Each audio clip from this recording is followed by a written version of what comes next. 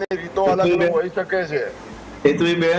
હેતવીબેન, મને પૂરતો સમય મળે, કારણ કે અમુક વખતે હું સાચું બોલીશ તો અન્ય પેનલિસ્ટ છે ને વચ્ચે ઇન્ટરપ્ટ ના કરે, એ તમારી જોડે સુરક્ષા માંગીશ. બેન, હવે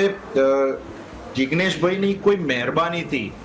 182 ધારાસભ્યમાં બેન એવા કોઈ ધારાસભ્યની રોડ છાપ જે કહેવાય કે ભાષા હોય એક ધારાસભ્યને ના શોભે, અને કોઈ પણ પટ્ટા અને જે ટોપી છે એ જિગ્નેશભાઈની મહેરબાનીથી ના મળી છે ના ઉતારી શકાશે. એક રેમેડી હોય છે આપણી જોડે પેનલમાં, જે પોલીસના અધિકારી છે, કે તમારું પીએસઆઈ નથી સાંભળતા તો પીઆઈ જોડે જાઓ, પીઆઈ નથી સાંભળતા તો એસપી જોડે જાઓ, એસપી નથી સાંભળતા તો એસીપી જોડે જાઓ, અને પોતે કમિશનર ને તે આખી રેમેડી હોય છે કે આખું એક પ્રોસિજર હોય છે. માત્ર જિગ્નેશભાઈ મેવાણીના હવે રાજકારણમાં જમીન નથી મળી રહી, અને એટલા માટે તમે જોશો કે છેલ્લા 2 વર્ષ 3 વર્ષમાં બધા